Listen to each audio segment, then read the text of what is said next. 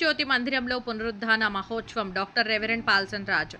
గన్పూర్ మండలంలోని క్రీస్తు జ్యోతి మందిరంలో ఆదివారం డాక్టర్ రెవరెండ్ పాల్సన్ రాజు ప్రకాష్ రాజ్ ఆధ్వర్యంలో పునరుద్ధాన మహోత్సవ వేడుకలను ఘనంగా నిర్వహించినట్లు తెలిపారు. ఈ సందర్భంగా పాల్సన్ రాజు మీడియాతో మాట్లాడుతూ పునరుద్ధాన మహోత్సవం సందర్భంగా ఆలయంలో ప్రత్యేక ప్రార్థనలు, యేసుక్రీస్తు గేయాలు ఆలపించినట్లు తెలిపారు. యేసు ఈ లోకంలోకి వస్తున్నారని ప్రజలకు తెలియపరిచారు. యేసు శిలువ మార్గం గూర్చి, తను పడిన శ్రమల గూర్చి, తను కార్చిన ప్రతి రక్తబొట్టు ప్రజల శ్రేయస్సు కొరకేనని, ప్రజలు చేసిన పాపాలను తన రక్తంతో కడిగి పునీతం చేశారని అన్నారు. ఈ రోజు నుండి ప్రజలకు ఎల్లవేళలా సుఖ సంతోషాలతో ఆయురారోగ్యాలతో ఉండే విధంగా ప్రజలకు ప్రార్థనలు చేసి నిండు యేసు ప్రభు కలగాలని అన్నారు. ఈ కార్యక్రమంలో బ్రదర్స్, సిస్టర్స్, సునీల్, క్రీస్తు జ్యోతి మందిర సభ్యులు, సంఘ కాపరులు తదితరులు పాల్గొన్నారు.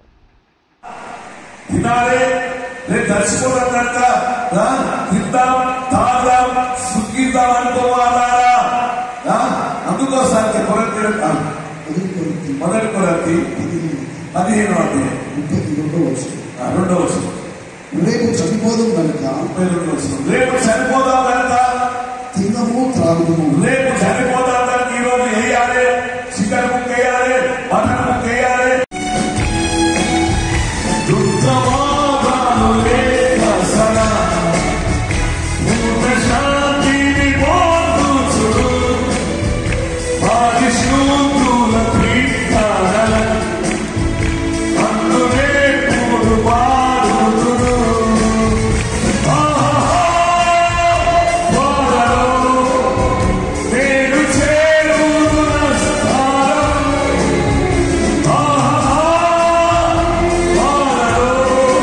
తండ్రి కుమార పరిశుద్ధాత్మ దేవుని నామములో యేసు ప్రభు యొక్క పునరుద్ధాన శుభాకాంక్షలు తెలియజేస్తున్నాను.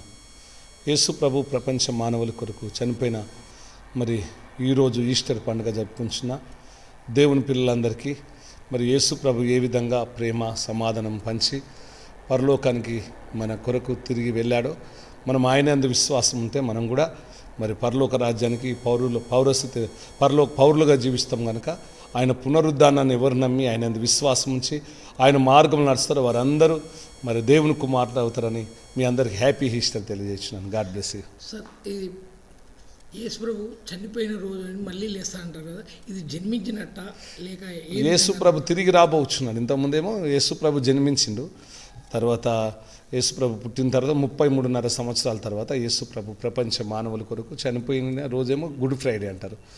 3వ రోజున సమాధిలో పెట్టినప్పుడు ఈరోజు చనిపోయి తిరిగి లేచిండు. మళ్ళీ రెండోసారి ఈ ప్రపంచ మానవుల కొరకు, ఈ లోకానికి పరిశుద్ధుల కొరకు యేసు ప్రభు రాబోతున్నాడు. God bless you.